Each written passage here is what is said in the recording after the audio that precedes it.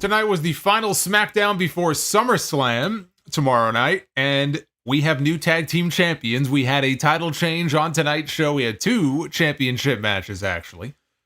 But the least surprising thing coming out of tonight is that the Bloodline has gold going into the main event tomorrow when Solo Sikoa will attempt to bring gold into the group, the gold that Roman Reigns lost at WrestleMania. And it is worth pointing out that Jacob Fatu has been in this company on television for 6 weeks. 6 weeks ago at Madison Square Garden. Remember when he was there?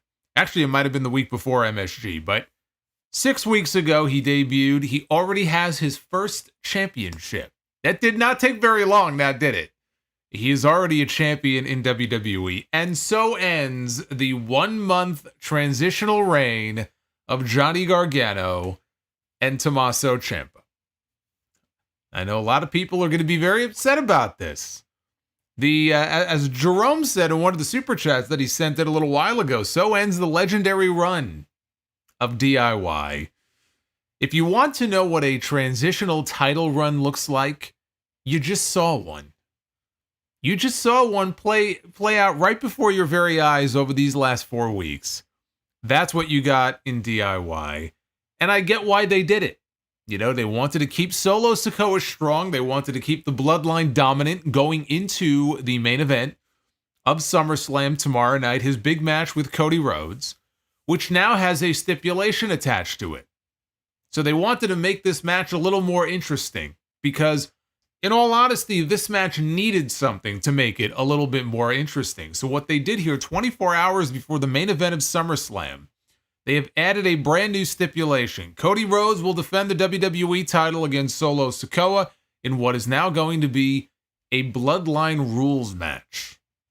So we are effectively going to get a rematch from WrestleMania 40, which was the last time that we had a Bloodline rules match, which turned out to be a lot of fun. Now we're getting another one tomorrow night, and that means that anything goes. Anybody can interfere at will. It's all legal. So you'll have Jacob Fatu, you'll have Tama Tonga, you'll have Tongaloa. But who else will you have? Who else will be showing up at SummerSlam tomorrow night? There actually are quite a few options.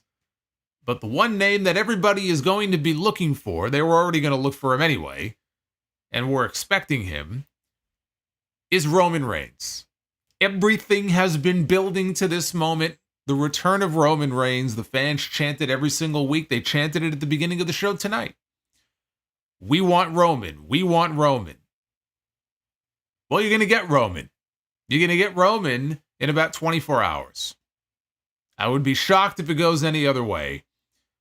But the Bloodline stands tall tonight, and Tiffany Stratton has her own custom pink briefcase. I'm going to talk about that and show it to you, and how much it's going to set you back if you want to get your own. I don't know about pink. This is your WWE Smackdown review for Friday night, August 2nd.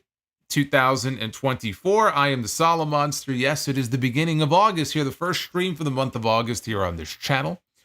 Please subscribe if you are not already subscribed to the channel. I don't know why you wouldn't be, but go ahead and subscribe. Also hit that like button. Super chats are open. And I also would like to just give a quick shout out to Tuesday Night Titans, which you can catch myself and JD every Tuesday night at 8:30. We have the first official Tuesday Night Titans t-shirt. It is up right now on Bonfire. Make your Tuesdays a little more Titan. You know me, I love my skulls. I mean, I got a skull in my own logo. So I think this is a pretty badass design. And it is up and available right now. You can find the link. I posted it on Twitter a little bit earlier today. So you can go over to my account and find it there. So go ahead and pick yourself up. T-shirt.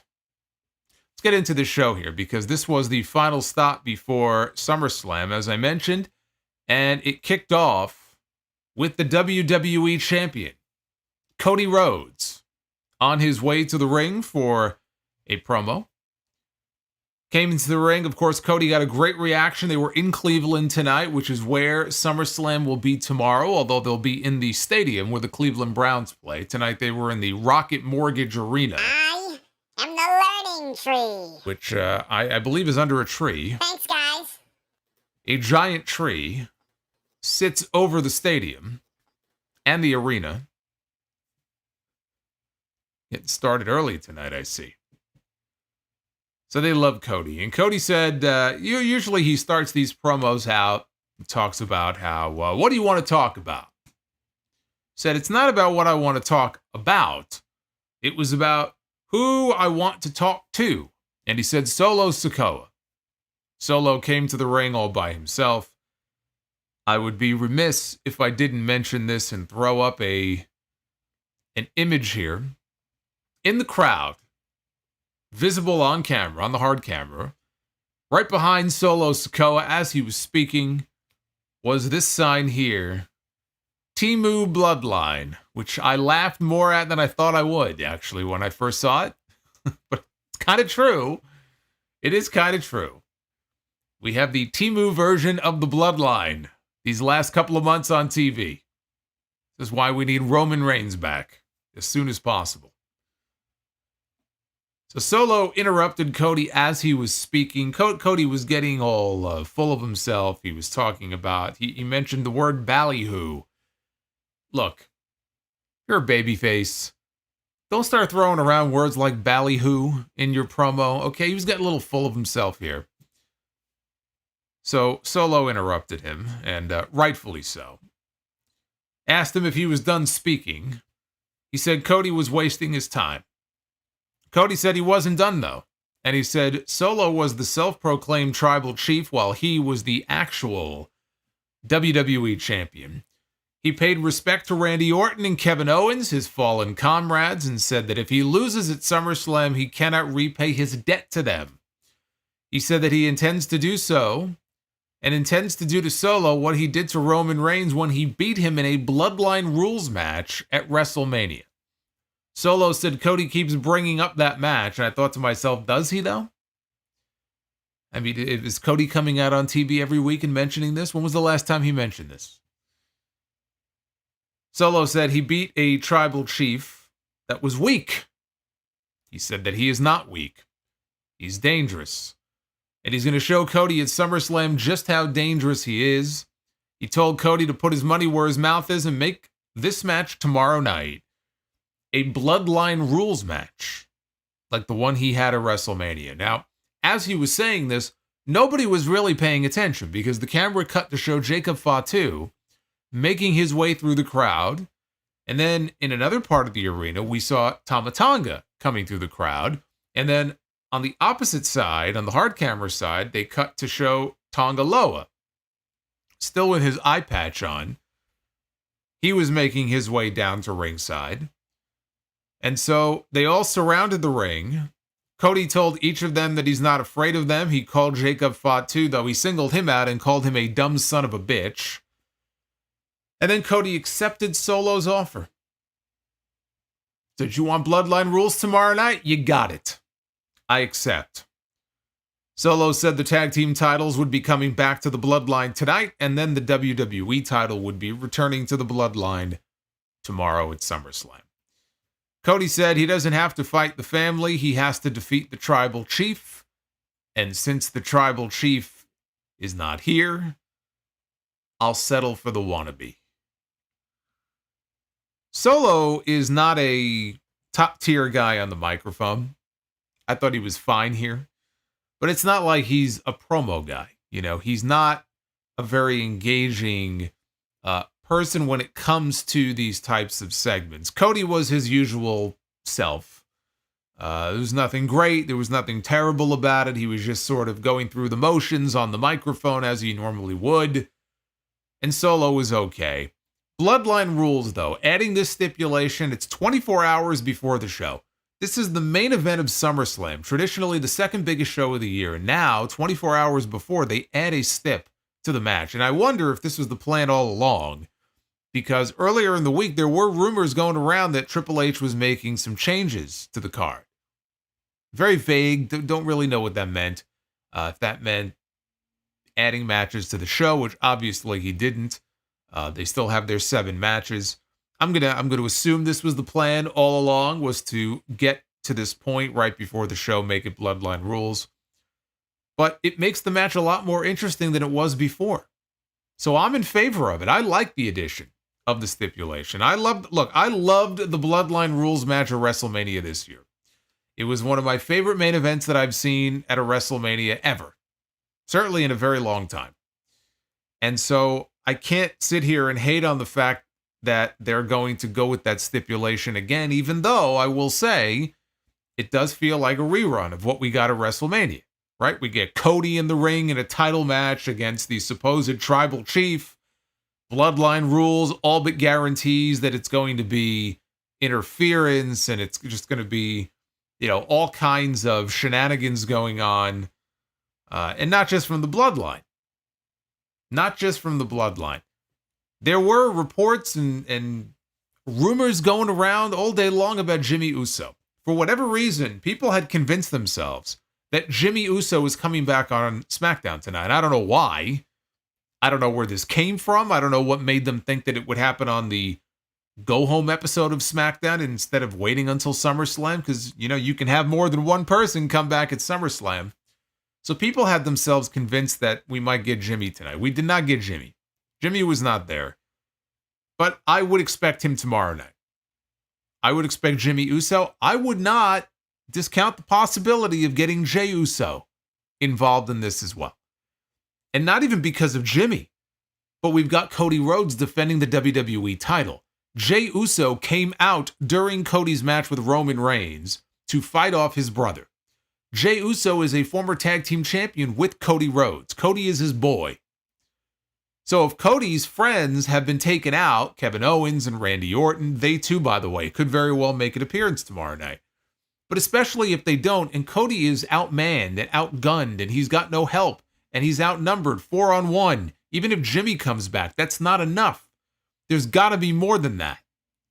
Which is why we might get Kevin Owens and Randy Orton back, or we can get Jey Uso to come out to give Cody the assist. I've been trying to figure out for the longest time, how do they go about getting Jey Uso back involved in this story? Because if we are to assume that we are going to get a Bloodline Civil War, and Survivor Series was officially announced this week for Vancouver on November 30th, it will be another War Games show. So War Games now is going to be the annual thing at Survivor Series. There was some talk that maybe it wouldn't be every year, but clearly it's going to be every year. And this year it makes sense. Because again, you have the Bloodline Civil War stuff that can play itself out. So how are they going to get Jey back involved in this story? Well, here's one way to do it. He sees Cody, his friend in need. It's not like Jey has a match on the show. So we may see Jey, we may see Jimmy come back, Paul Heyman may show up, and then, of course, the tribal chief, Roman Reigns. At this point, if Roman Reigns did not show up, even at the very, very end of the show, it would be a big story. Because everybody is waiting and assuming that Roman is going to come out and that music is going to hit and that stadium in Cleveland is going to explode. We have not seen him since WrestleMania. He has not done anything to become a babyface, but the people have been dying to see him come back because the people don't want to see Solo Sikoa playing basically a Wish version of Roman Reigns. They don't want the sequel. They want the original. They want the real deal. And so all roads are leading to a Roman Reigns return tomorrow night. Question is, when does it happen? Because I had assumed that, it would happen when the match is over. Better to have it happen after Cody wins and have him come out at the end of the show. And then he can have a face-to-face confrontation with Solo Sikoa. Now that it's Bloodline Rules and anything goes, that makes it more likely, I think, that we see Roman come out during the match. I don't really want to see Roman help Cody. I don't think it would be a matter of him helping Cody. His issue would be with Solo, who has taken over. He has usurped his power. He's been saying on television, Roman's not coming back. Roman was weak. That's why Roman lost. He's never coming back, right? Which was news to Paul Heyman when he dropped that little nugget on him all those weeks ago. When he comes back, his issue is with Solo. It's not that he's coming back to help Cody. As long as they do it in a way that does not make Cody Rhodes look weak, then I think it's fine. But again, you go into a stipulation like this expecting a lot of interference and expecting all that stuff. But it was fun at WrestleMania. And if they tell that story the right way and it plays out the right way and they build, like, oh, there's Jimmy. Jimmy is back, right? Oh, here comes Jay. And then you save Roman for the end. Again, you're going to get just a monster reaction. And you can close out SummerSlam with a major, with a major cliffhanger heading into SmackDown next Friday. So I like it. I'm looking forward to the match more now than I was coming into the show tonight. And on a go-home show like this, that's really all you can ask for. Are you more interested and excited to see Cody Rhodes against Solo Sikoa now than you were 2 hours ago or 3 hours ago? For me, the answer is yes. By the power of Valhalla, it's vintage coal tar. I'm pretty excited to see our friend Coal Tar make an appearance. Hey, Yukio rules. Just dropped a $51 Coal Tar. Row Roman Reigns gently down the stream. And now Alex coming in with a 22. Row Roman Reigns gently down the stream. 51, 22. Holy shit, 73. See, I can add. Even though it's 11 o'clock at night, I can add. Well, thank you guys, Alex and Yukio rules, for the big super chats there. I appreciate that very much. Solomonster winning. We're all winning tonight. Cody Rhodes will be winning tomorrow night.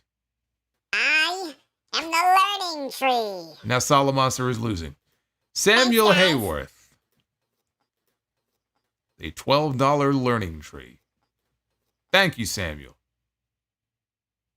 Thank you very much. We had a rematch from 2 weeks ago with Andrade and Carmelo Hayes. Andrade won the first match. This was match number 2. And their first match surprised me. It surprised me because the crowd, it was so well received. And you have two guys here in Andrade and Carmelo Hayes who really have not been that established yet on SmackDown. You know, since they were drafted over, they have not been present on the show every single week. You know, they don't get as much airtime as the Bloodline stuff and some of the other things on the show. So I was surprised how well received that match was a couple weeks ago. This match was not as good as their first one, but it was still a good match. It went through 2 commercial breaks, so it got some time. Towards the end, Andrade did the double moonsault spot that he does, which got him a great near fall. Andrade worked a figure 4 until Carmelo got to the ropes for a break. Hayes came back with a pair of super kicks and tried for a roll-up, but Andrade countered with one of his own, and he got the flash pin to go up 2 straight over Hayes. I came into this match expecting 50-50 booking and figuring that Carmelo Hayes would get his win back, and I was pleasantly surprised. Pleasantly surprised that they did not do that, because that would be the predictable way to do it. That's the way WWE always does it, and they did not do that here. They had Andrade go up 2-0. Now, as far as Carmelo Hayes is concerned, you could look at that and go, well, what a terrible thing. He just lost 2 straight. That's it. He's a loser. No point in continuing this. I didn't get the sense that this is over. I guarantee you this is not over. This is going to continue. And we're probably going to end up with a series of matches. I don't know how many, but we're going to end up with a series of matches, I think, between them. I would hope, because Carmelo Hayes needs to win the next one. So I would certainly hope we get at least 4 matches out of it between these two. But the thing is, it gives the two of them something to do on the show. You know, it's just one of these mid-card programs. There's nothing wrong with it. And it gets them a spot consistently on the show every week, which we know. That's Paul Levesque's thing. That's what Chad Gable said after he re-signed. He did a podcast interview and he said, you know, the conversations he's had with Triple H, his goal is to get people consistent time on TV. That means every single week or every other week. If you don't do that, you don't get over. The only way you are going to get over is if you are featured consistently on the show. And I don't know how, I don't know what Andrade's ceiling is, honestly. Carmelo Hayes, I think, has a much higher ceiling than Andrade does at this point. But I don't have an issue with it. And again, 50-50 booking. Sometimes it's fine. A lot of times, though, it's just very formulaic. What do you really gain out of it? Well, right now, Andrade's up 2-0. Hayes has to come back and prove himself. We had Apollo Crews with Baron Corbin in his corner against Santos Escobar with Legado del Fantasma in his. This only went about 3 minutes. Wasn't really much of a match. Corbin took out Angel on the outside. Inside, Crews hit his standing moonsault for a 2 count. Then he knocked Humberto off the apron when he got up on the apron. And then Crews headed up to the top rope when someone on the outside of the ring reached out from under the ring and grabbed a hold of Baron Corbin's leg. And they didn't really focus on it. It ended up being Angel, who I guess after he got knocked down, he snuck under the ring, came out on the other side in front of the announcers. And so it was him. I thought maybe it was some new member of Legado that was debuting. Either that or Hornswoggle. I don't know. But it was Angel. He came out. They were beating up on Corbin on the outside. That distraction was enough for Escobar to hit the Phantom Driver on Apollo and pin him. Like the Andrade and Hayes feud, it gives these guys something to do on TV. It's just not anything that I find interesting. It's like the Final Testament and the New Day stuff on Raw. Nothing wrong with them giving those guys airtime and trying to come up with some kind of a feud for them to be involved in. It gives them something to do. That, though, on Raw is an example of something that's been playing out now for weeks and weeks and weeks. And I am no more interested in seeing it now than I was when it first started. At first it was a little intriguing because I was wondering if they really were going to even tease a serious breakup between Kofi and Woods. And they're still kind of teasing, that Cross is trying to, forge a rift between them. And it's just been dragging out for just so long and nothing seems to be happening. Here, this hasn't been dragging out for as long as that. It's just not something that I'm interested in. I don't know if they'll be able to rope me in or not. And it has not been explained. I would love for it to be explained to me why Corbin and Crews are still together. Like, I understand they just were sort of put together. Why are they still a thing? I feel like we should hear from them. Like a sit-down interview or something. If this is going to be a thing going forward. Because I was looking at them tonight and Corbin's in his corner and I'm like, why? It just sort of hit me watching it. Like, why? How did these two become friends? I am the learning tree. JR. Thanks, guys. What's going on, JR? JR Vacher with a learning tree. $12 super chat. Thank you, brother. They promoted a Logan Paul homecoming for the show tonight. We had SmackDown General Manager Nick Aldis in the ring. He was joined by 3 people that they described as Cleveland dignitaries. Didn't tell us who they were. They were nobodies. But then he introduced Logan Paul for his homecoming. Paul got into the ring. Said that he never met a guy so eager to take his belt off him. And then he said that night isn't his type. Oh, I don't know. I heard that he was. Or maybe I'm just guilty of spreading misinformation. Oops.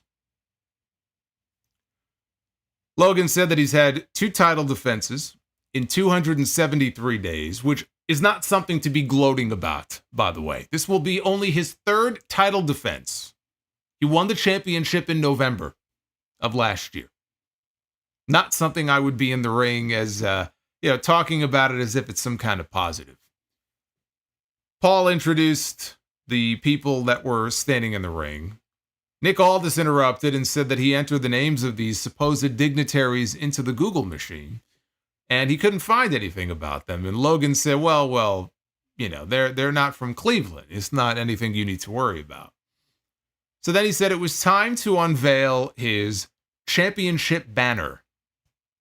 They were going to unravel a giant banner here from the ceiling, to remind the world that he is Cleveland's finest. So they unraveled the banner, but when they did, it was a photo of Logan with the word "yeah."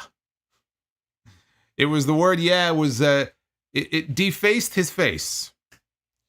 So then LA Knight's music hit. He got the usual big reaction when he came out, as he does every single week. Knight said that Paul better get serious because it was 24 hours before SummerSlam and he was 24 hours away from losing his title. Knight called out Logan for being from Westlake, which is actually a suburb of Cleveland, not Cleveland proper. And Knight said, actually got another banner for you.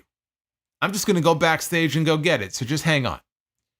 So LA Knight disappears to the back, and the camera follows him, and it shows him, walking through the hallway, and then he stumbles into Pretty Deadly, who just happened to be standing there, and he asked Pretty Deadly if they had a banner, and they said they didn't, but instead you could see they were preparing for their new musical, Pretty Deadly the Musical.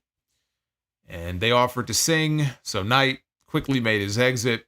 He ended up finding the Prime truck that Logan Paul had arrived to the arena in earlier today, and he climbed inside. Logan is watching all of this unfold on the screen, so he sees that LA Knight has found his truck, and he freaks out. And he leaves the ring, and he runs all the way to the back, and just as he gets there is when Knight, of course, pulls away in the truck. So we got a little bit of Grand Theft Auto here to close out this segment. This was very underwhelming. And I am assuming that tomorrow night, because we did not see this play out throughout the rest of the night. It's not like he came back or anything like that. We did see, I think Logan was complaining to Nick Aldis, but I'm assuming they did this because LA Knight is going to arrive for his entrance in the stadium tomorrow night in the Prime truck. I have to assume. I personally would have preferred a verbal jousting in the ring, one last verbal jousting in the ring between the two of them, because when I first, was hoping that we would get this for WrestleMania this year, and then we didn't get it, the thing I was looking forward to even more than the eventual match were the promo battles between the two, because Logan Paul is, he's very good on the microphone, and LA Knight is very good on the microphone, especially with the one-liners. And I thought it could be fun to get them really go in on each other and go back and forth. And we didn't get that here. We frankly have not gotten enough of it here in this feud.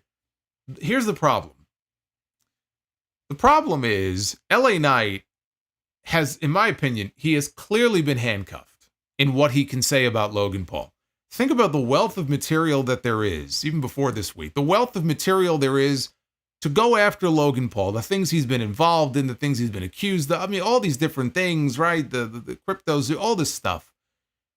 And the little jabs that you could take at this guy and the things that you could bring up to insult him and embarrass him and throw it back at his face. And we have gotten none of that in these promos. So LA Knight is left to, come up with other things that he can hit Logan Paul on, like tonight. Oh, you're from Westlake. You're not really here from Cleveland. And that might work because they're in Cleveland. So, of course, the people, laugh at that. But there's a wealth of material just sitting right there. And if LA Knight had free reign to really go after this guy as hard as he could, it would be a lot of fun. And we haven't gotten that. I'm sure Logan's ego, wouldn't be able to handle that. And so we're getting kind of a handcuffed version of LA Knight when he's out there doing these promos. And it just makes it, very disappointing. It didn't live up to what I think it could have been. But there was something else that I noticed when the segment was over. And I'm sure a lot of people didn't notice. A lot of people don't care, or it just, flew over their heads. Of all the fucking people to be sitting in the front row, right behind the announcers, right in between, directly dead center in between Corey Graves and Wade Barrett. If you didn't notice, they got a good shot on camera, clear as day, of Rob Feinstein. I'm looking and I go, wait a minute.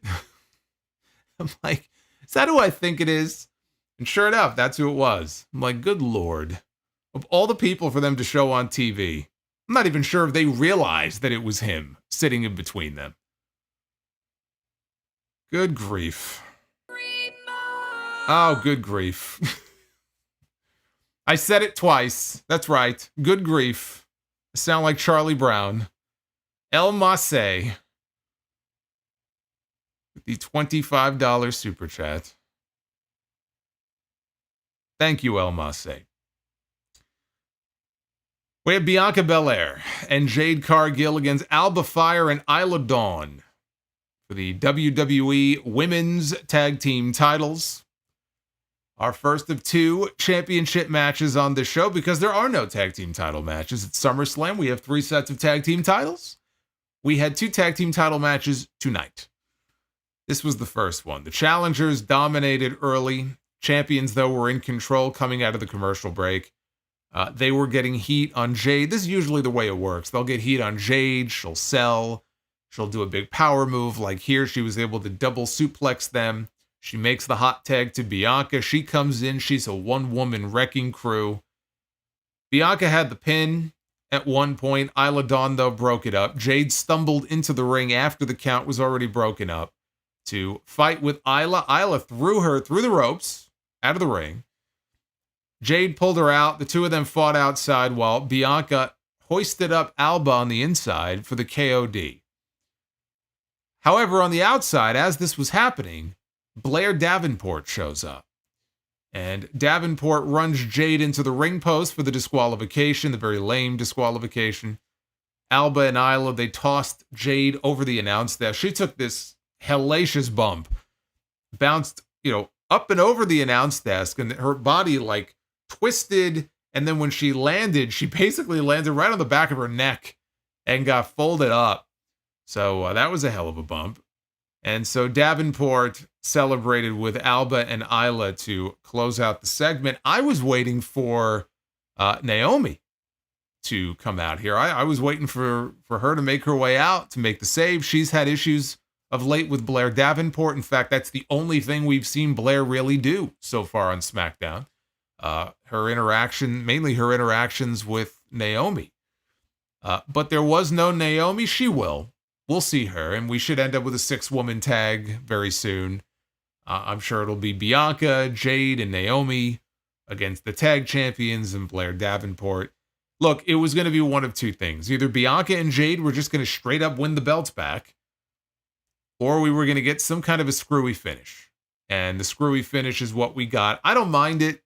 Again, I wasn't shocked by it. Of course, it's lame the way it happened, but I wasn't surprised. And look, it brings Blair Davenport into the mix now in a way that she wasn't before. So I don't really have an issue with it, but I wasn't necessarily expecting a title change here anyway. Now in the back, we saw Tiffany Stratton, and she was looking very crestfallen as she was holding her mangled, taped up Money in the Bank briefcase in her hand. Now I wonder, was she standing there all night like that? Like from the moment she got to the building, has she just been standing there for the last 8 hours, just staring down and pouting at her briefcase? This is how we found her. When Nia Jax walked in and presented her with her own custom pink briefcase. And boy, Tiffany, she lit up. She lit up. She had a huge smile on her face. That perked her right up. And Nia told Tiffany that if you try to cash in at SummerSlam, we would no longer be the princess and the queen. And Tiffany would have to answer to her. And Tiffany just wanted to take possession of the briefcase. She said, I'm not going to cash in on you. So, or she just said she won't cash in. I don't think she said on her. She just said she won't cash in. So she took the briefcase. As Nia left, Chelsea Green and Piper Niven showed up. Chelsea told Tiffany that she pushed her off the ladder very rudely at Money in the Bank and said that she would have been so much better than Tacky Time instead of Tiffy Time. Stratton told Chelsea that green just isn't her color. And she said, toodles. And she walked off. So let me show you, for those of you who may not have seen the show tonight, allow me to show you what WWE is now selling on WWEshop.com. It is already up for pre-order, and it can be yours for the low price of just $129.99, plus tax, of course, in most places. There it is, the Tiffy Time pink Money in the Bank briefcase. Now, I'm sure a lot of people could have expected that there would be a custom briefcase for Tiffany, although I'm surprised it took this long. But, when I talked about it, it's like I told you in my SummerSlam predictions. And I said it on TNT on Tuesday night. If we get the pink briefcase this week. Because when I did my predictions, I said I have 2 sets of predictions for this women's title match. And I'm going to go through the SummerSlam predictions one more time here in a little bit. But I said, if Tiffany gets a new custom pink, bedazzled briefcase on SmackDown tonight, she is not cashing in tomorrow night. Because this company stands to make too much money off of this gimmick. They stand to make too much money off these briefcases with her carrying that thing around. Do you honestly believe that they went through the trouble of making this briefcase and it's only up for pre-order on WWE Shop? It is not even available yet. So I don't even know when this thing is actually going to start shipping out. You honestly think that they're going to take this off of her 24 hours later? They're going to want her on television walking around with this thing for months. I mean, that's the greatest advertisement they could ask for when she comes out with this every single week. That's why I said what I said. This is a company. It's all about how much money can they make off merch. They will take anything they can and they will sell it. They will stick a logo on it and they will sell it. They would stick a logo on their mothers and sell them. So as soon as I saw that briefcase, like I said last week, if they bust out that custom briefcase, it will be up on WWE Shop almost right away. And there's no way she's cashing in, at least not successfully. She may attempt to. She may tease it. I'm not saying she won't tease it or try to. But that, I think, should answer the question about whether or not Tiffany Stratton is cashing in her Money in the Bank tomorrow night. I would be stunned if they killed that gimmick off this weekend after what we saw tonight. The main event of this show. We're already up to the main event. It was Johnny Gargano and Tommaso Ciampa, DIY, defending the WWE Tag Team titles against Tama Tonga and Jacob Fatu, representing the Bloodline. Before the match, Bloodline made their entrance first, and Fatu's music is actually, I think, pretty badass. It's about time we got a theme song that isn't fucking garbage. So the Bloodline came out first. Then it was DIY, and the way they did this, they shot this, and this is what they do generally with the DIY entrances. It's kind of become their thing, where they'll be walking through the back, and the camera is kind of following them. They're cutting a promo as they're walking. So we see Tommaso Ciampa, and Ciampa is cutting a promo as he's walking. He stops when he comes upon Johnny Gargano, who is hanging out with his wife, Candice LeRae, and their son, and their daughter, Indy Hartwell. Gargano then turns to join Ciampa as they are heading to the ring, and Gargano is talking about how it was in this very building. He was in this very building when SummerSlam was last here in 1996. And I thought to myself, that's right. That was when it was the Gund Arena in Cleveland, Ohio. That was the night that Mankind took on The Undertaker in the Boiler Room Brawl. And Gargano said from that moment on, he knew that he wanted to be a professional wrestler. So the two of them kept walking. They headed through Gorilla on their way to the ring. Ciampa and Tama Tonga started the match, with Tonga getting the better of it. Tonga threw Ciampa into the ring post shoulder first. Ciampa fell out of the ring to the floor. The show went to its final commercial break. After the break, Gargano got a hot tag. He took out Fatu and Tonga. Big flurry of offense. Ciampa tagged in. He landed an air raid crash on Tama Tonga from the middle rope for a near fall. Fatu got in a blind tag and hit a hip attack on Ciampa in the corner. Then tagged Tama Tonga back in, who landed a top rope splash. Tonga covered. Gargano barely broke up the pin just in time.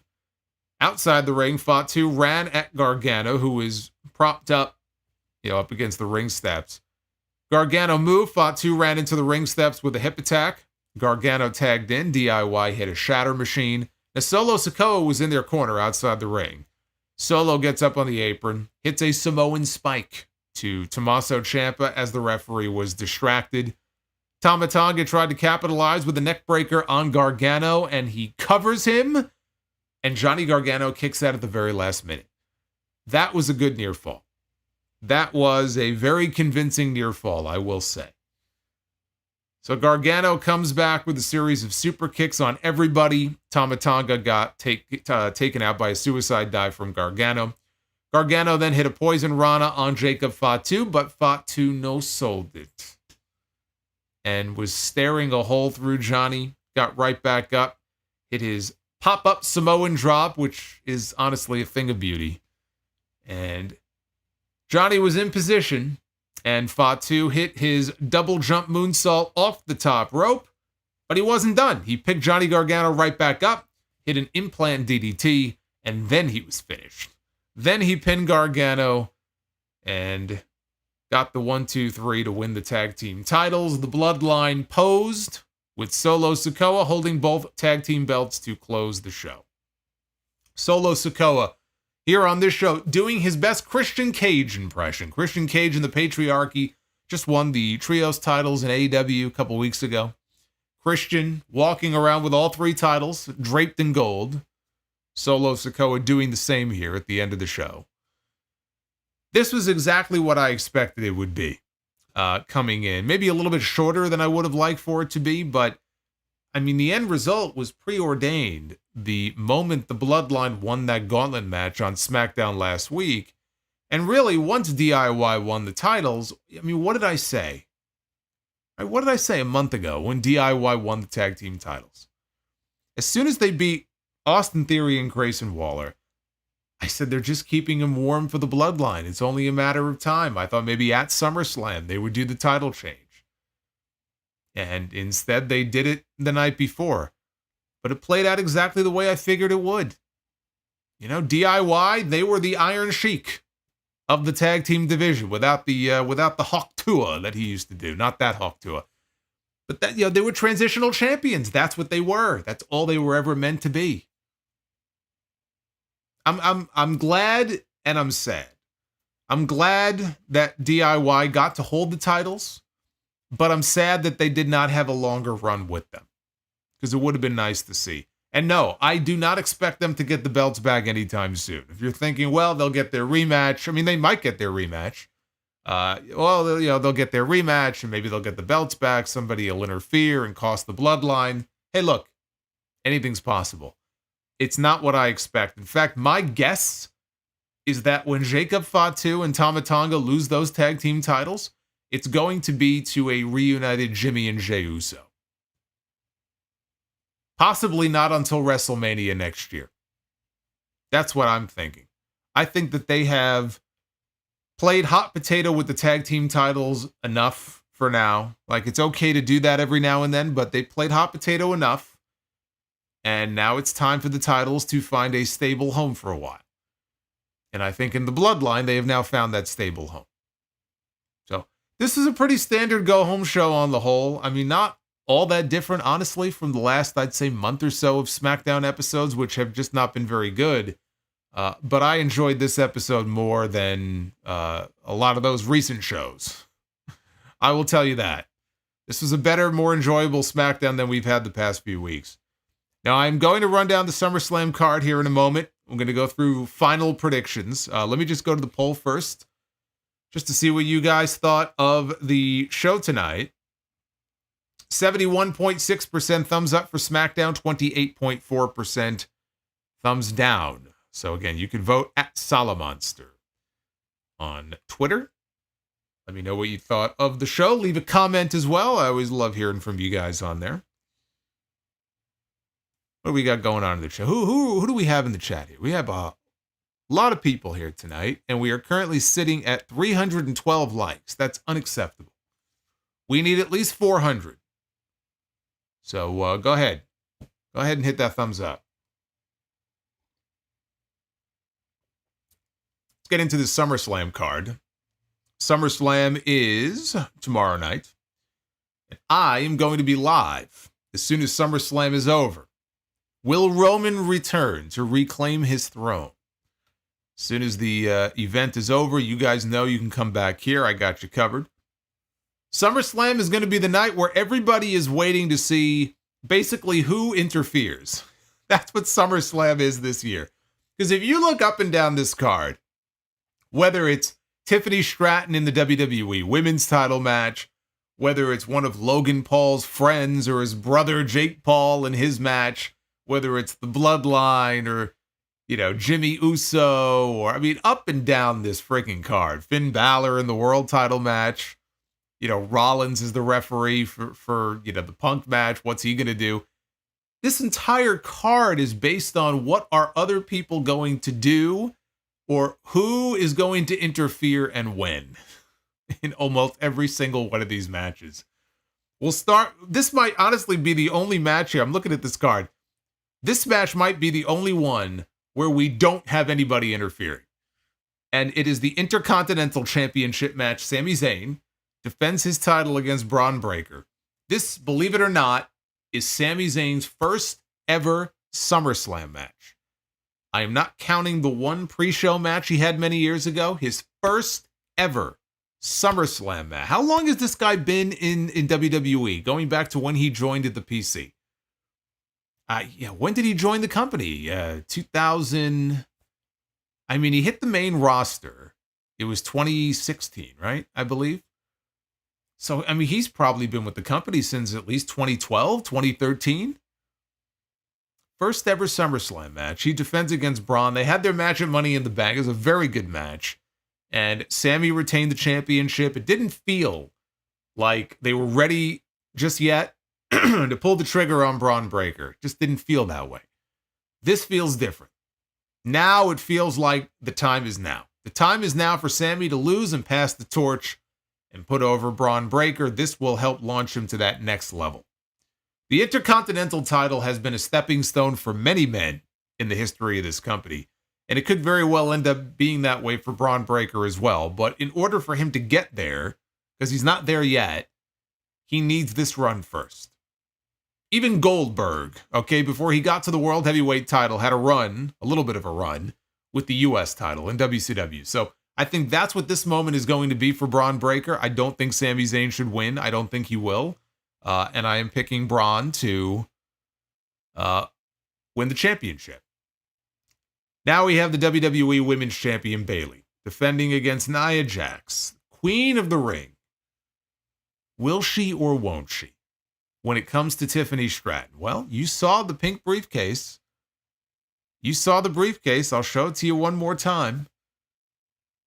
They're not going to have her cash in. I just cannot believe they are going to have her cash in tomorrow night. However, I do believe that she will be present probably in Nia's corner. And if not, she'll make her way out towards the end of the match. And I do think that Tiffany Stratton is going to tease a cash in or attempt to cash in, but it will not work. It will backfire. And in fact, I think it may end up distracting Nia, which leads to Nia losing and Bayley retaining her championship. This is the one that I am the most unsure of. If I had to pick one match on this card where I'm not as confident in my prediction as maybe everything else, it would be this. Because I could definitely see Nia Jax winning the title. In fact, if you asked me 2 months ago after she won Queen of the Ring, I would have picked Nia. I would have picked Nia and said that they're going to set up for the Queen versus Queen when Charlotte Flair comes back in these next few months. But that doesn't need to be for the championship. They could do Queen against Queen without the title involved. Nia could win, but I'm going to stick with my pick. I'm going to stick with Bayley on this. And we do not get a cash-in from Tiffany Stratton. We have Logan Paul defending the United States title against LA Knight.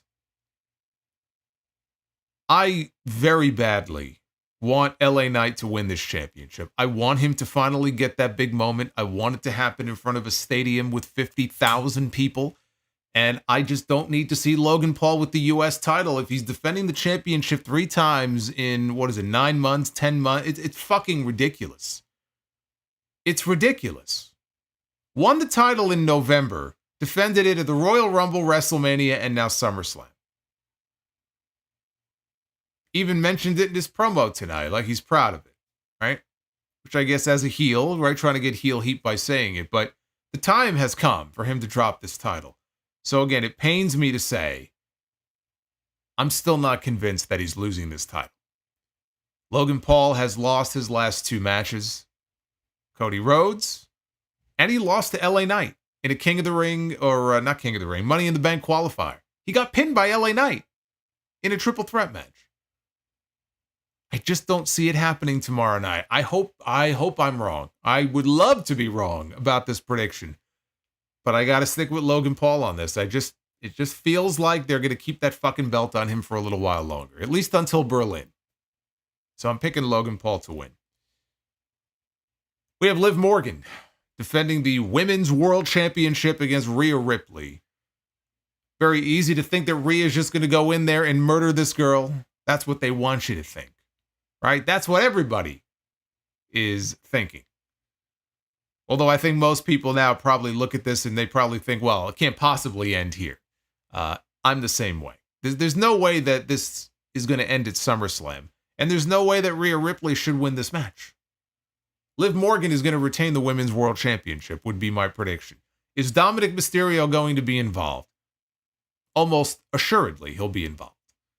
I don't know if we are going to get the betrayal, and he's going to stab Rhea in the back. It's like a very direct betrayal. I think that if he is directly involved in the finish of this match, it's going to be a little more subtle. They're going to want to keep you guessing. He's going to do something that's going to backfire on Rhea. And we're going to be left to wonder, well, was that on purpose? Like, was he trying to help Rhea or was he trying to help Liv? And I think they're going to want to, kind of fuck with us for a little while longer. But I mentioned this on TNT Tuesday night, and I throw this out there because I think that there is a very good chance it could happen. There has been talk internally in WWE that Raquel Rodriguez could be on her way back. We have not seen Raquel since Elimination Chamber. And even before Elimination Chamber, she had been gone for a while. She was suffering from, and frankly, I don't even know if it's something that you ever really get over, this very weird illness. And I think it's called mast cell activation, where it just causes you to break out in like hives and blotches. It's like an allergic reaction, but you're not exposed to anything that would trigger an allergic reaction. It's just your body is almost like attacking itself. And I don't think there's a cure for it. So she would have these flare-ups. She came back at Elimination Chamber and she was suffering from it, but they kind of, she had makeup. I think you could see it, but they all wear makeup, so it kind of covers up some of it. But then she disappeared. We haven't seen her since. I hope she's doing better. I don't know that she's, going to be cured from it, but there's been talk about her possibly coming back. She has a history with both of these women. She has been best friends with Rhea back to their NXT days and rivals as well. She also was a former women's tag team champion with Liv Morgan. So what I think we could very well see here, everybody's talking about how Rhea's going to murder Liv, right? I think we may get the Mercedes and Camille story gently here. Down the stream. That's what I think. As Roman Rose down the stream. Roman Reigns gently down the stream. Gently down the stream goes Roman Reigns. Thank you, Alex. So I think Raquel coming back to be the new bodyguard for Liv Morgan is a very real possibility. And that could also be how Liv retains and now has somebody to watch her back who has history with Rhea Ripley and would want to get back at Rhea Ripley for what Rhea did to Liv. Because Liv and Raquel were former tag team partners. It actually makes a lot of sense. So I'm gonna predict that we get the Raquel Rodriguez return here. And not only Dominic, but she factors into things and helps Liv retain her championship. And then she gets to hold on to that title for a little while longer. Because you don't want to kill this off tomorrow night, right? I mean, this story is too good. Can't kill it off just yet. We know what the end result is. We know Rhea's going to get her revenge and win the title back. But it does not have to be at SummerSlam. So Liv Morgan is going to retain. We have Damian Priest defending the World Heavyweight Championship against Gunther, the King of the Ring winner. The same Gunther who at the SummerSlam kickoff event earlier today, was talking to the fans outside and said that he would... I love this guy. Gunther told the crowd that he would rather be homeless than live in Cleveland. Is it really that bad in Cleveland? Apparently he thinks it is. Gunther's going to win the World Heavyweight Championship. It's either now or at the end of the month. I say it's going to be this weekend. He's going to be the World Heavyweight Champion. I think Finn Balor is going to play a role in this match. He's going to come out, even though Damian Priest has told Balor, I don't want your help. I don't want anybody's help. I got to go this alone. This guy is insulting me. He's insulting my heritage. He's calling me street trash every week. Right? We've seen kind of a different side of Damian Priest recently. So Balor, though, had that match with Gunther on Raw Monday night, and he lost. And when the match was over, Gunther tried to put him in a sleeper hold for a second time. So I think it could be a case where, Balor has unfinished business with Gunther. And he comes out, and it ends up being one of those things where, again, Priest doesn't want him out there. And, the distraction ends up with Damian Priest eating the loss and losing his championship because Balor gets involved. I do think we're going to see Balor involved. And we're going to have a new champion. But that was always the inevitability, wasn't it? That Gunther would end up with the World Heavyweight Championship. Because whether it's tomorrow night or Berlin, it's happening. He's either going in as the defending champion or he's winning the title there. I say he goes in as the defending champion, possibly in a triple threat match, defending on the 31st in Germany against both Balor and Priest. So we'll see if I'm right. Then we have the real main event of the show. We have CM Punk making his in-ring return for the first time since the Royal Rumble. One-on-one with Drew McIntyre, and the special guest referee is going to be Seth Rollins. You all saw what Rollins was wearing on TV Monday night. I'm assuming that's the same referee shirt he's going to wear on the show tomorrow night. He looks like, Jerry Seinfeld in his fucking puffy shirt. He's got his zebra print boots. He's ready to go, right? Anything but the Shawn Michaels biker shorts is fine. But now the added stipulation with Rollins as the guest referee, and he gave his instructions to both men on Monday night. He said, what I say goes. If I want to count to 10, I'll count to 10. If I want to count to 1,000,000 when you guys are fighting on the outside, then that's what I'll do. Making it sound like it'll basically be no DQ, no count out. He's going to allow a lot of latitude here because he doesn't like either one of these guys. He doesn't care if they beat the hell out of each other. But we know that Rollins is going to be involved in this finish in some way.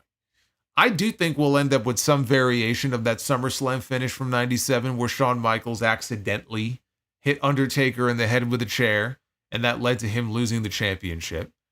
I do wish there was some kind of incentive here for Rollins to take this gig in the first place, something maybe that Adam Pearce promised him. If he calls it right down the middle, he's got to be fair and impartial. You'll get a world championship match if Gunther wins, right? Because we already had Damian Priest tell him that I'll give you a shot after SummerSlam, right? That's not going to happen. But they didn't do that. I guess Rollins just doesn't like either one of these guys, and he figured it would be fun to fuck with them. So he decided to be the referee. But I do think that it will be a situation where there's an accidental bump, and it leads to CM Punk losing the match. I think Rollins maybe goes for Drew and ends up hitting Punk, which will certainly throw more gasoline on the fire between those two. We know those two have to have their match at some point. And Drew McIntyre is going to win this match. However it happens, Drew McIntyre is going to win this match. Drew McIntyre should win this match. He needs to win this match. CM Punk should not be winning this first match back. I'm very curious what Punk is going to look like in there in a full-blown singles match. This will be his first big singles match, or not. I wouldn't say his last televised singles match was big. Although the last time we saw him on WWE television in a singles match on TV was 10.5 years ago against Billy Gunn on Raw. It's been a very long time. Very long time. Punk physically looks like he's in the best shape I've seen him in maybe ever, right? He looks like he's in great shape. That's very different, though, when the bell rings than how he's going to look in the course of an actual singles match that's going to go, I'm sure, 15, 18, 20 minutes or more. We just have not seen Punk in a lot of matches like that, even in AEW. It's been a while, and he's coming off some pretty significant injuries. Can he stay healthy? I hope he can.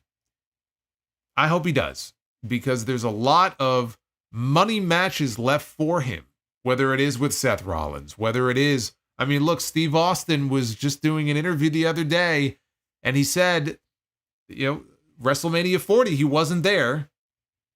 I mean, they wanted him there. I'm sure they wanted him there. I'm sure if it wasn't Undertaker, it was going to be Steve Austin. But he said, I don't leave Nevada. He lives in Nevada now. He's out in the desert. He's got his dune buggy. He's living life. He's got his cats, Poncho and Macho. He's living the life. I don't leave Nevada. And he pointed out WrestleMania next year is coming to Nevada.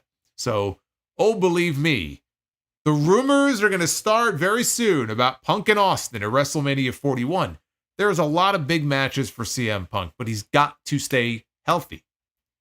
That's what I'll be watching for tomorrow night. What does he look like in the ring? Is he tentative? Is he slower? That's what I want to see. But he's going to lose. And then we have the WWE Championship match, the official main event. Cody Rhodes will be defending his title against Solo Sikoa. This will now be Bloodline rules, which means that we're going to get a metric fuck ton of interference. So Jacob Fatu, Tama Tonga, Tonga Loa. And then the question is who else? That's where the question mark is, right? I am expecting that we are going to get Jimmy Uso back tomorrow night. I would also expect Paul Heyman and Roman Reigns to be on this show. I envision a scenario where Jey Uso gets involved. In fact, if there was one Cody ally that will hit the ring first in the course of all the mayhem that will be going on to try to save Cody, because Cody's his friend, it would be Jey Uso. I just find it hard to believe you're not going to have Jey present on the show in some way. As big of a star as he is, he doesn't have a match, but I just feel like, how are you going to have this big show? I mean, this guy was in the main event of SummerSlam last year. Tribal Combat against Roman Reigns. Now he's not even on the show. So I think we'll see Jey Uso come out. And after that, when he's overwhelmed and the numbers are still too great, is where we hear, and here comes Jimmy Uso. We haven't seen him since he got taken out by Tama Tonga and Solo Sikoa. So we're gonna get Jimmy. We're gonna get the old Bloodline members back tomorrow night. I think all of them, culminating with Roman Reigns. I don't know for sure if it will be during the match or after the match, but Roman will be there. Roman will be there. Solo Sikoa is not leaving Cleveland with the WWE Championship. Cody Rhodes is going to retain. I think he has to look strong. Don't make him look weak and feeble like he needs help to get the job done. He'll get the job done. We'll probably get a show closing stare down or face off with Roman and Solo. Maybe Roman will even take him out with a spear. But that's how I envision SummerSlam ending. And maybe, you know what? After that, if he does take out Solo with a spear and the new Bloodline retreats, up the ramp or down the aisleway, maybe we actually end with a stare down between Roman and Cody, teasing the idea that we might get a rematch with Cody Rhodes and Roman Reigns, even though we might not actually get the match. But that parting shot on SummerSlam at the end of the show tomorrow night, I think it'll be one of those two. And then you leave with whatever the cliffhanger is. You want to leave in a way that gets people excited and gets them tuned into SmackDown next Friday. People are going to want to tune in to see Roman and see what he has to say. So once we get Roman Reigns back, we can move this story into the next phase. It'll make things more interesting. Just because Roman comes back still does not mean we're going to get him on the show every week. He's still on that sweet Roman Reigns schedule. We may only get him a handful of times for the rest of the year.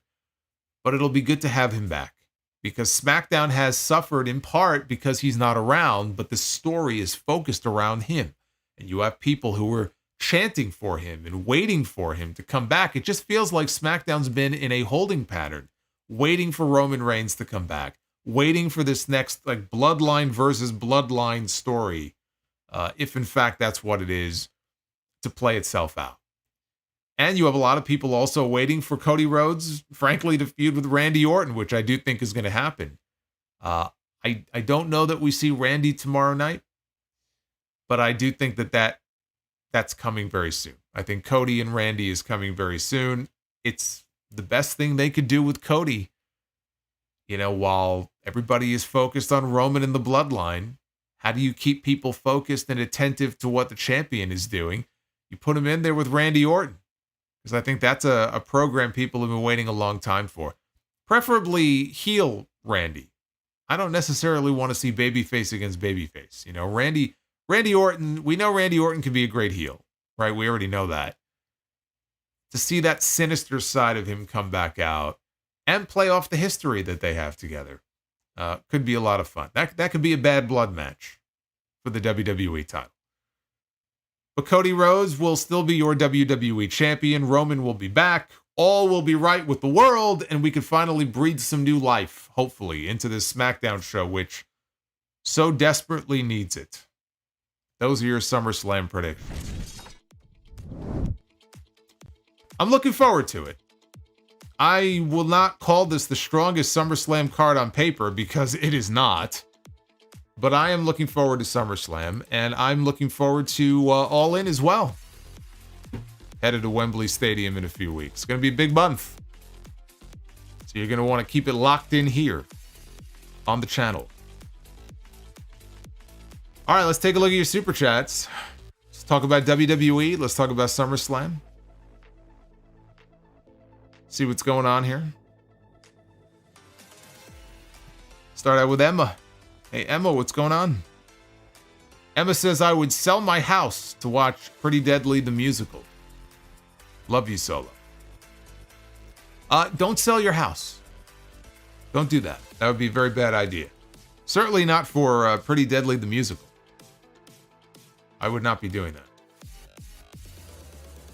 that. Jerome Eugenio says, and so ends DIY's legendary title run. Yes. Very legendary.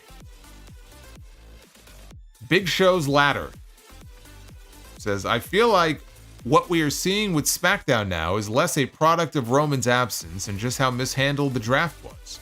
SmackDown roster is small as is and has barely changed. I think Raw definitely got the better end of things, and certainly it felt that way with the women until Becky left and Rhea got hurt. Things kind of fell apart there a little bit. But no, it's a fair point. I mean, I do think that did hurt them, at least a little bit. Devin from New Jersey, gold or silver in the spirit of the Olympics? Gold or silver, the head shrinkers or the head bangers? Head shrinkers. Tanya, thank you for the $1.99. The Juliet says, if Punk really wanted to troll Drew, he would come out to Broken Dreams as his entrance theme tomorrow. I don't think Drew would care, honestly, about a theme song. I think it would take more than that to get under his skin. Yukio Rules again, man. Thank you for the $51 super chat. Holy shit. Love the streams and thanks for everything that you do, Yukio. It's guys like you that make it all worth it. Thank you, brother. Alex with the 22. Brother Solo, if both Orton and Roman appear tomorrow in the main event, would you save Orton's eventual heel turn for next week's SmackDown or go all in tomorrow night with an RKO on Cody? No, I would not do the RKO tomorrow night, if for no other reason because it's going to completely be overshadowed if Roman comes back. And it's too much. Why give all of that away on the same show in the same segment? It doesn't make any sense. If Roman is showing up and the story is focused on the bloodline, let it breathe, focus on that, save the RKO for next Friday. Rodimus Prime, though I am not surprised at all. It was pretty much obvious the Bloodline was going to win. You think? You think? We've got Samuel. Prediction. Sammy and Jay win the Raw Tag Team belt soon. Solo orders the Bloodline to unify like Roman did with the Usos. The faces win to get them on SmackDown for the Bloodline War and off Balor for the Priest feud. I think that is a very real possibility. That's actually not bad. Not bad. So the Bloodline wants to unify the belts again. You know what? That's the best thing that could happen. They should never have been de-unified in the first place. I think merging the belts back and taking the design of the SmackDown belts is the way to go, because those SmackDown belts look fucking great. I mean, the Raw belts don't look like garbage or anything, but the SmackDown belts of the two are much, much better. The only reason I don't see that is, again, they just created them recently, those new Raw belts. And again, I always mention this, they're selling them on WWE Shop, and those belts make them a lot of money. So as new as they are, I don't see them unifying again this soon. But I would love to see them do it because there's just no reason to have two sets of tag team belts with the tag division in the shape that it's in. Holiday says, hey Solo, what match would you suggest be the opening match at SummerSlam? It's a great question. Looking at this lineup here, if I had to say which match I would open with at SummerSlam, gosh, I would open with, I think exactly the way I went through the predictions, honestly. I would probably open with the Intercontinental title match. I would open big because I'm expecting a title change there. That's probably what I would open with. Prince Vegeta. And then we'll get to JR. Last time I checked, that AJ Styles retirement angle was a setup. I didn't know it was I didn't know it was legit. Because that dude has not been on WWE TV in 2 months. Well, I mean, to be fair, he did go to Japan and he wrestled Naomichi Marufuji. And he was actually on WWE's Japan tour last weekend, and he was wrestling was it Cody? Oh no, I think he tagged with Cody. He might have tagged with Cody. I know he wrestled Nakamura on one of the nights. That's a fair point, though. It does feel like he actually did retire. JR Vicher says, gold, silver, or bronze? Head Shrinkers, Usos, Faces of Fear, GOD. Best Samoan, Tongan. You know Samoan and Tongan, they're not the same, right? They're two totally like different things. I will boy. I'll give the gold to the Usos. They've certainly had the most success. I mean, I know GOD won, 7 IWGP tag titles, but I would go Usos and then probably GOD and then Head Shrinkers and then Faces of Fear would be left off of the Olympic podium. So I'm giving the gold to the Usos. El Masse with the $25 super chat. Britt Baker, Sammy Guevara, and Jack Perry should form a faction. Call them the Suspension Squad. They seem to be a bigger problem in AEW than the Elite faction. Thank you, El Masse, for the 25.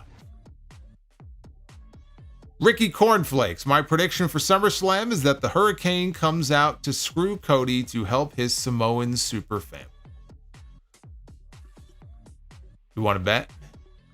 You want to play some money on that? Arabian Nights, SmackDown tag team scene now on lock and key with the Bloodline. Where does DIY go from here, and who takes the belts from the Bloodline?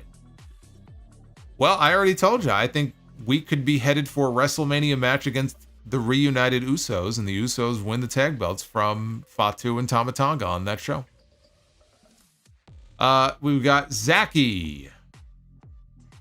Not wishing any harm, but if Punk suffers another major setback or injury, do you think he should retire from being an in-ring performer? Well, no. I'm going to say no, because as long as there is money to be made, if I'm him, and I mean, he's older, but he's still not that old where he has to retire. He's of that age where he needs to get out of the ring. If I were him, would certainly have to consider my options. There are other things that he can do. There are other ways he could contribute. He could be an on-air character. I would definitely have to take a look in the mirror, though, and see if maybe my body is trying to send me a message here. But if there's money to be made and he feels like, well, I can rehab and come back. I mean, that's what I would do. The kind of money that he can make by sticking around and working all these different people. You know what? If they want to keep paying me to just sit at home and rehab an injury and I'll try to come back again, then that's what you got to try to do. But I do think if something were to happen to him again, especially soon after he comes back, it's a sign that his body is trying to tell him something. And that's a decision that he would have to make. But that would be very shitty if that happened. Sean D says, my brain says that Cody retains. My heart says that they're going to put that belt on Solo tomorrow after a lot of interference, and then Roman comes out afterwards. I don't think so. I think you're wrong. Superman Bass Fisher, will Roman and Zilla Fatu show up tomorrow at SummerSlam? I guarantee you Zilla Fatu is not showing up at SummerSlam. Okay, so forget that. That is not happening. Okay, trust me. Roman is showing up. Zilla is not. Alex says bronze, silver, gold on which match you would want to see main event night 2 of WrestleMania 41. John Cena versus Randy Orton, Cody Rhodes against The Rock, or Roman Reigns against Jacob Fatu. I mean, if those matches happen, then it's got to be Cody Rhodes against The Rock. That's the only answer. The Juliet says, spoiler alert, Gallus' Wolfgang wrestled Joe Hendry at TNA's Orlando tapings. My boy Wolfgang, huh? I interviewed Wolfgang once on the podcast. I got complimented for how prepared I was in asking questions. That's always nice to hear. Raph says, Logan, 3 lawsuits and 2 title defenses since 2023. Yeah, it's time. It's time to get that belt away from me. Pisco 95. SummerSlam tomorrow is going to give Vince Russo vibes with all the interference. I just hope Cody and Drew win. Also, with how they have built this rivalry, there is a significant chance that Damian retains. I don't know if I'd say significant, but yes, there is a chance that Damian Priest could retain, because everybody probably thinks he's losing. So maybe they want to swerve us, but he's not getting out of this month with that championship. So even if he were to retain tomorrow night, he's on borrowed time. He's on very borrowed time.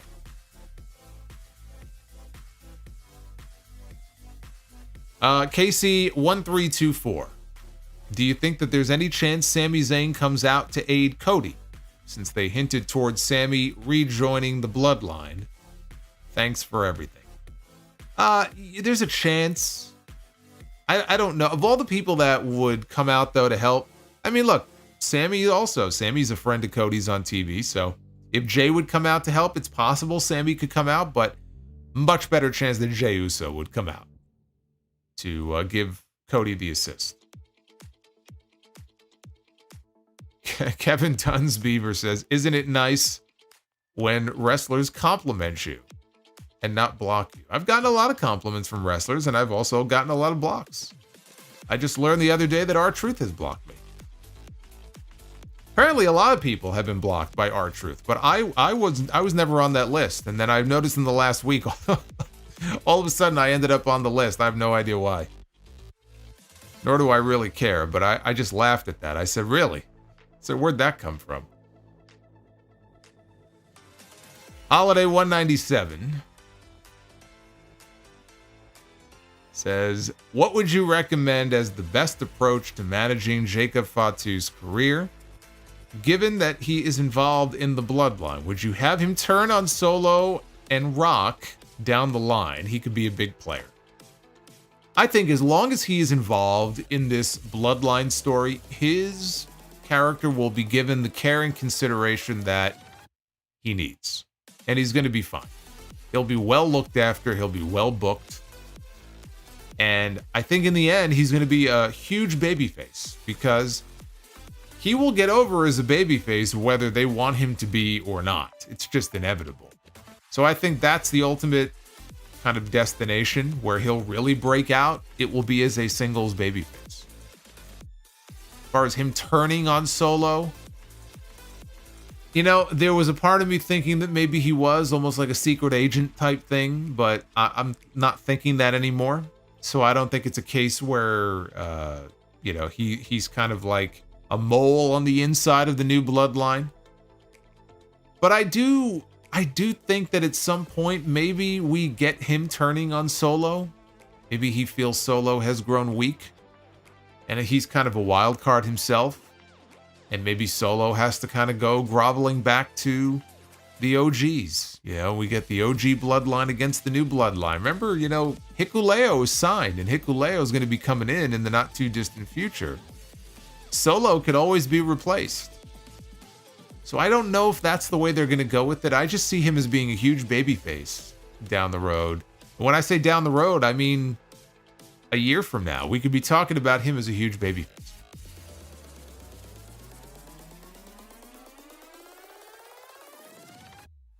Boney, with WWE letting unused or underused talent work indie shows a bit, do you think they'll ever send some to House of Glory? And if so, who would you want?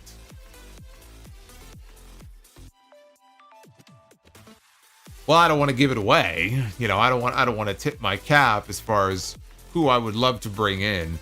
I don't see it happening. I don't. But if at any point it became a possibility, we would welcome it. We would welcome anybody who would have a desire to come work in HOG would be welcome. I don't want to give away any names. The Juliet, thank you for the $5 super chat. Do you think we get some sort of Chad Gable, Creeds, and Wyatt 6 segment at some point, either during the 3-hour pre-show or on the main show? Maybe on the pre-show, not on the main show.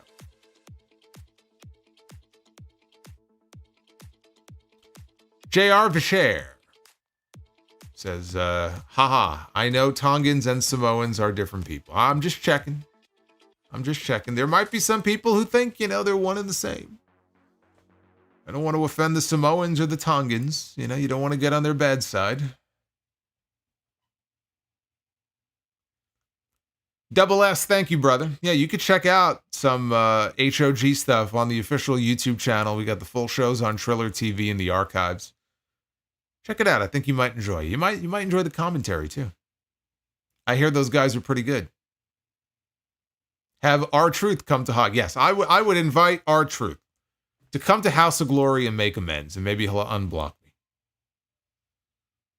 He's always invited to come on in.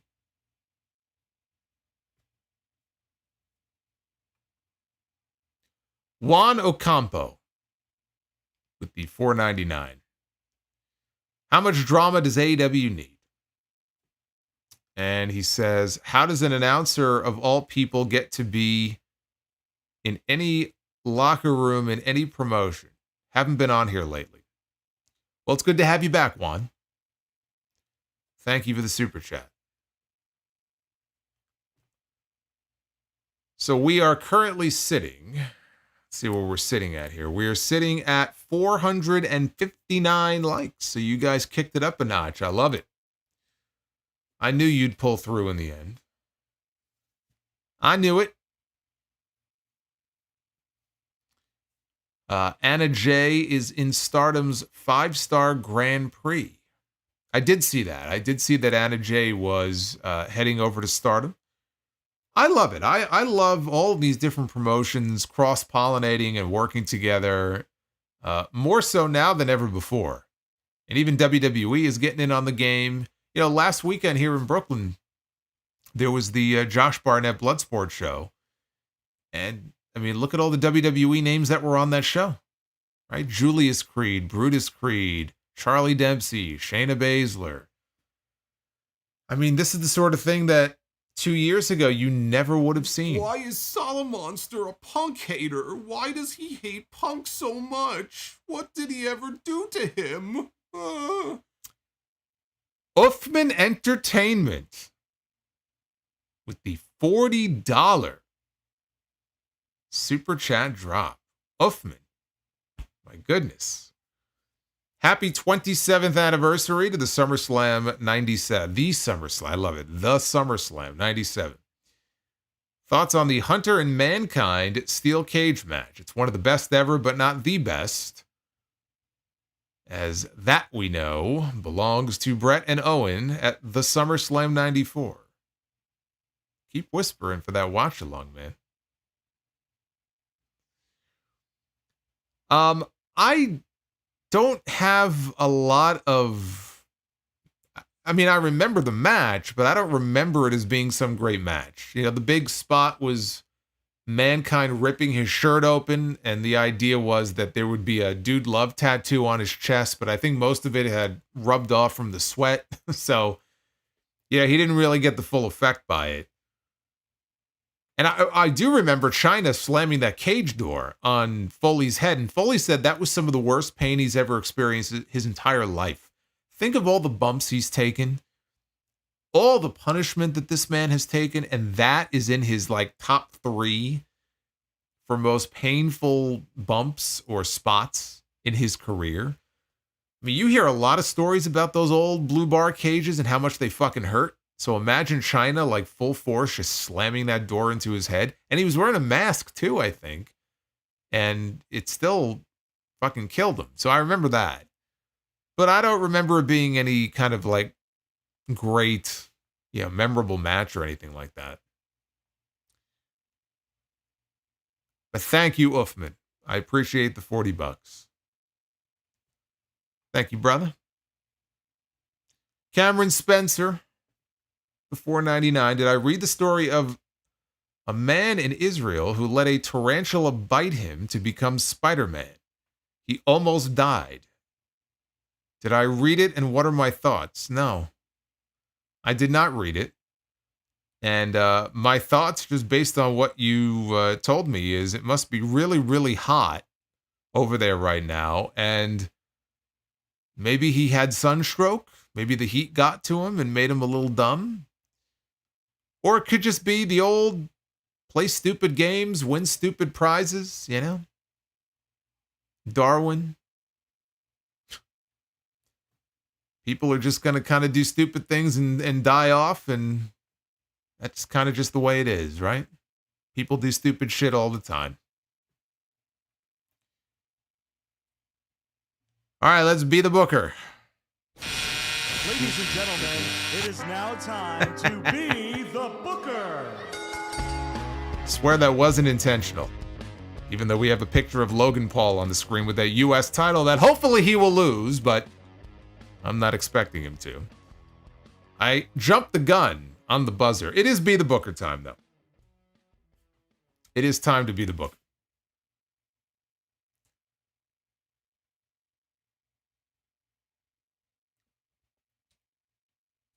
I mean, I know it's hot in that part of the world, but man, that takes a very noble level of stupidity to do something like that. All right, here we go. Oh my God. I did it again. Ladies and gentlemen, it is now time to be the booker. It's my second botch of the segment here. I went to the wrong slide. Why did I do that? I cannot botch this for a third time. I can't do it. All right, we begin with the Bang Bros. Drew McIntyre and Sheamus. It was a short-lived team, but it was a good team. It was a good team. All right. So who are the Bang Bros going to be getting into the ring with? Who are they going to be banging tonight? Let's see. Who are they going to be banging? They're going to be banging Arn Anderson, Arn Anderson and Tully Blanchard. And wow, what a match. Drew McIntyre and Sheamus are going to be banging it with Arn Anderson and Tully Blanchard, and Bobby Heenan will be there at ringside to watch it all play out. That right there is tag team wrestling personified. Love that match. That's a great match. That's a great way to kick off Be the Booker.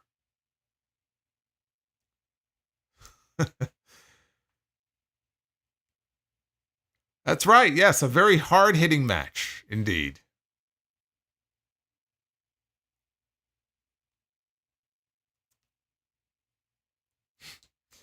All right, women's Be the Booker.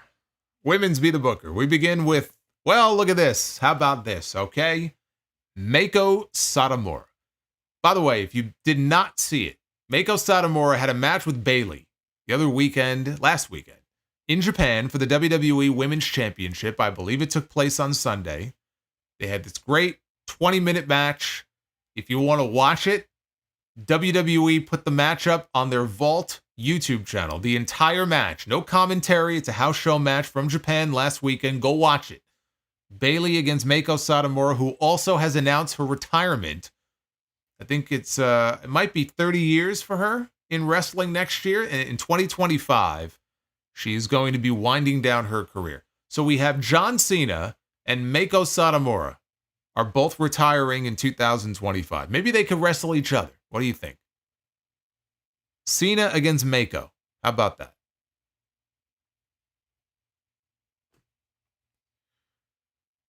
All right. Hold on a second here. Xavier, brother, I'm putting you in timeout. I saw you the first time, and that'll be the last time. All right, Meiko Satomura. I was going to say maybe we'll land on John Cena, but he's not in Women's Be the Booker. So it won't be him, but it will be Meiko Satomura taking on Mina Shirakawa. I'm guessing that match has never taken place, but that would be great. Meiko and Mina. I'd love to watch that.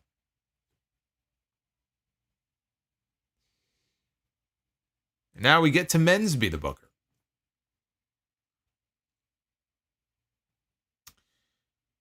Main event time. Hey, we're 2 for 2 so far. We're on a roll here.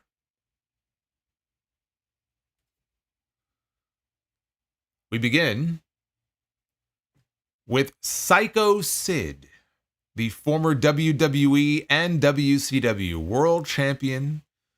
You know what? I'm a Sid guy. There's just something about Sid. I'm a fan of Sid's. I wish they would put him in the Hall of Fame. I think it could be a very entertaining speech. Probably a lot of blinking going on, right, in the speech. Psycho Sid stepping into the ring with who will it be? Psycho Sid gonna go one-on-one with the Nature Boy, Ric Flair.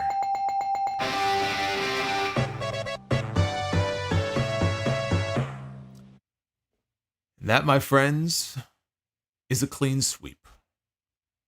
We have gone 3 for 3 tonight here in Be the Booker. That's the way it should always be.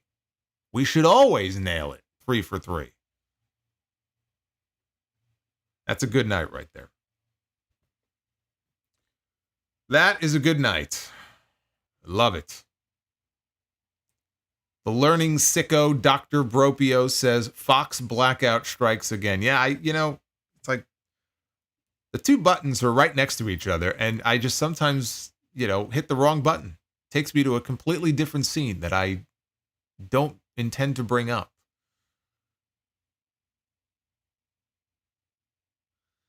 Jeremy Thunderstrikes. Would you rather watch Bret Hart against Okada or Kurt Angle against Ilya Dragunov?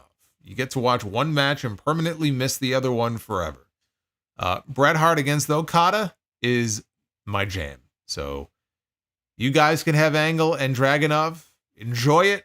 I'm sure it's going to be fantastic. I'm taking the Hitman and the Rainmaker. And Devin from New Jersey. If Solo can move to any state, what would it be?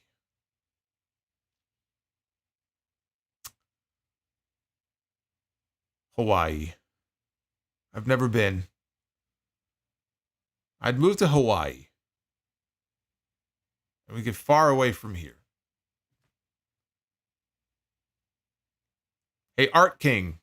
Thank you for the super chat. Uffman has been a channel member for 40 months. 40. Oh, is that where the $40 super chat comes from? I see. I get it now. Now I get it. All right, well, tomorrow night, as I said before, I'm going to be live after SummerSlam for the full review. We'll talk about the entire card from top to bottom and probably the big return that I'm sure is coming at the end of the show. So come on back here for that. And, of course, episode 873 of the podcast. A lot of WWE news, SummerSlam fallout. And after this week, a lot of AEW news to cover as well, as you would imagine. So that'll be a packed episode coming up on Sunday. Sunday. And don't forget, there is a brand new t-shirt up. All you Tuesday Night Titans fans out there, make your Tuesdays a little more Titan. That shirt is not up in the Pro Wrestling Tee store. That is on Bonfire. So you can find a link directly to the shirt if you want to order it. And it doesn't have to be on a black shirt. You've got charcoal, you've got white, you've got a light blue color. It's a pretty badass design. I don't know if you could tell from the microphones in each mouth of each skull, but one of them has the Sound Off logo and the other one has the Off the Script logo. So it's pretty badass. So if you want to pick yourself up a t-shirt, you may do so.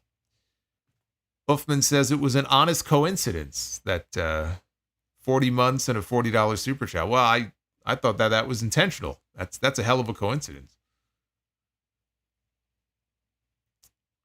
Superman Bass Fisher says Tully's gonna rip him a new one. I'll bet.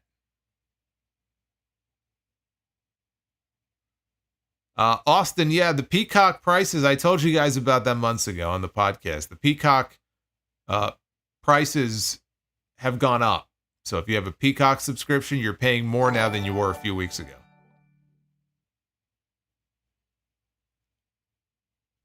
Everything's going up.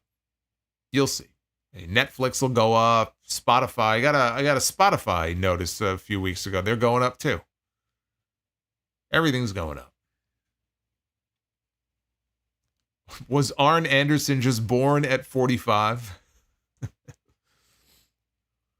I think Arn Anderson came out of the womb middle-aged. Middle-aged and balding.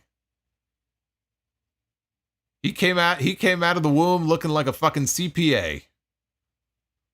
I do believe he was born that way. Muhammad, I hope you're having a good night too. It's good to hear from you. Thank you, sir.